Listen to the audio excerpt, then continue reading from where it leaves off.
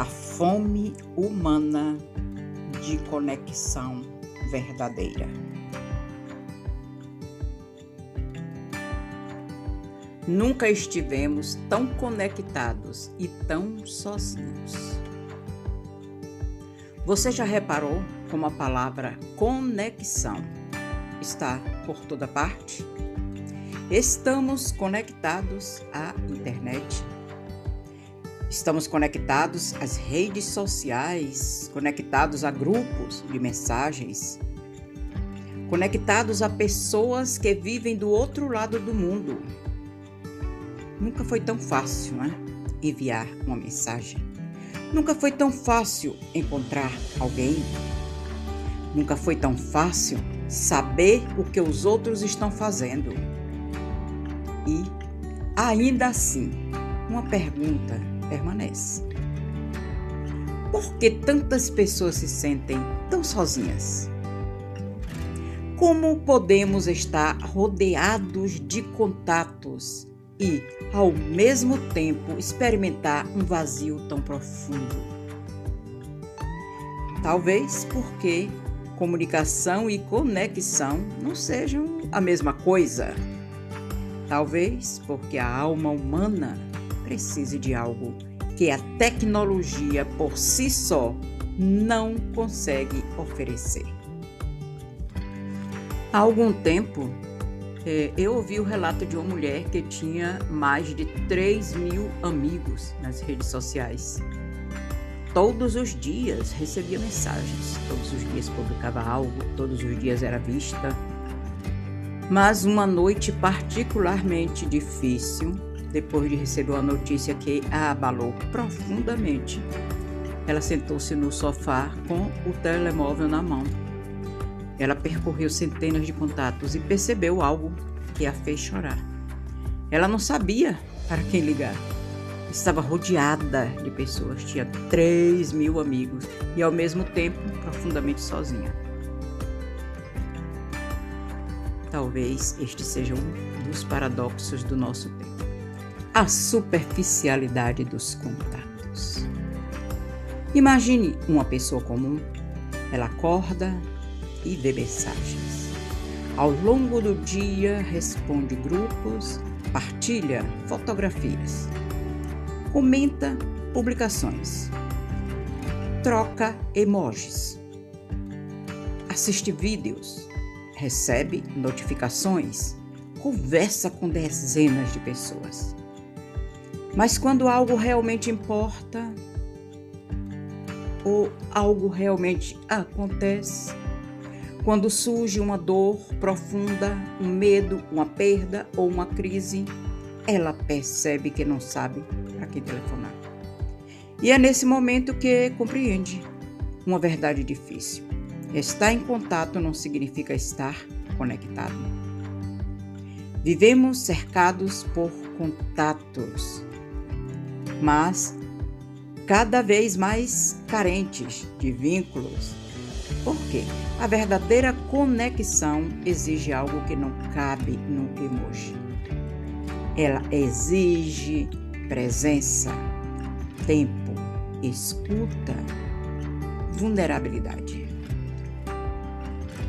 Olha só, aqui cabe uma reflexão. Imagine uma pessoa caminhando por uma estrada. Durante anos, ela seguiu o seu caminho em paz, observando os próprios passos, celebrando as próprias conquistas, aprendendo com os próprios erros.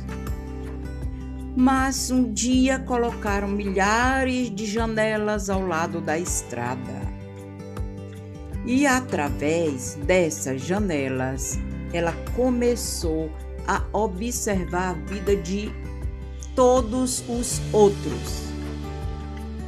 Uns pareciam mais felizes, outros mais ricos, outros mais bonitos, outros mais realizados. E sem perceber, deixou de olhar para o próprio caminho. passou a caminhar olhando para a estrada dos outros. Então, essa metáfora explica as redes sociais melhor do que muitos estudos. Pensa nisso.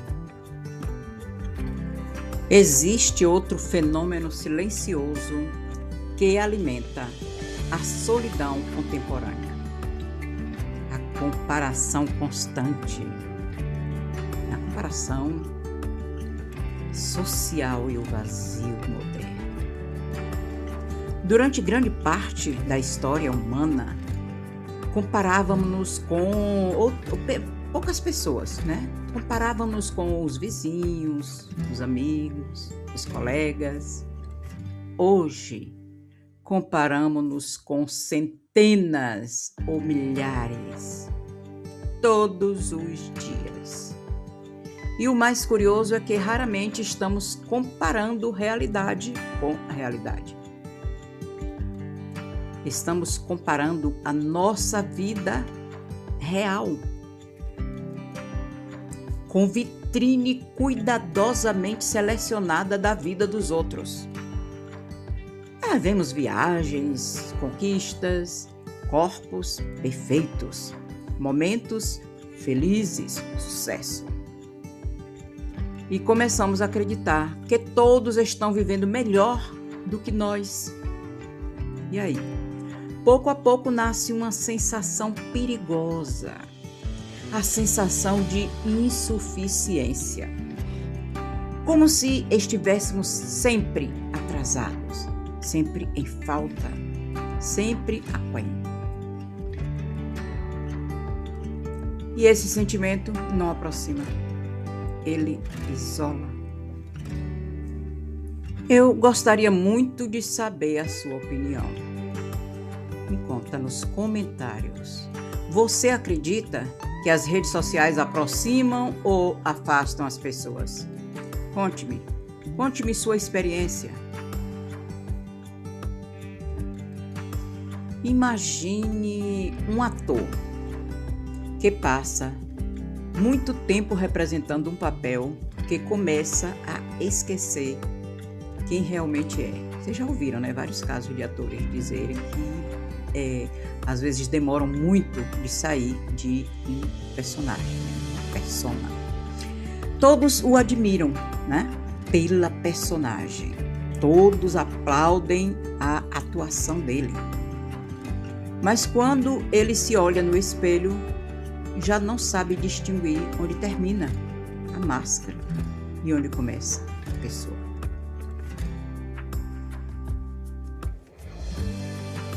Carl Jung talvez compreendesse muito bem o sofrimento do nosso tempo. Ele falava sobre a diferença entre aquilo que mostramos ao mundo e aquilo que realmente somos. Ele chamava de persona, a máscara social que usamos, e de selfie, aquilo que representa nossa essência mais profunda. O problema é que o mundo moderno valoriza cada vez mais a persona, que é a imagem, a aparência, a projeção, a visibilidade. Passamos horas com aquilo que os outros verão, mas dedicamos pouco tempo a conhecer aquilo que somos. E quando a imagem cresce mais do que a essência, surge um vazio difícil de explicar. Porque podemos ser vistos por milhares de pessoas e ainda assim sentir que ninguém nos conhece verdadeiramente. Talvez uma das maiores solidões do século XXI seja justamente essa: a solidão de quem é observado, mas não é compreendido. Há algum tempo, os objetos eram consertados, né? Quando quebrava alguma coisa, tudo era consertado. Uma cadeira quebrava, tinha alguém que consertava aquela cadeira, reformava. Uma roupa rasgava e alguém costurava. Mas hoje, muitas vezes, a maioria das vezes, sempre substituímos. Compramos outro, trocamos por um mais novo. E Bauman perguntava: será que sem perceber começamos a aplicar a mesma lógica aos relacionamentos? Vale a reflexão. O sociólogo polaco Zygmunt Bauman, ele observou que as relações humanas se tornaram cada vez mais frágeis, mais rápidas, mais descartáveis, mais líquidas.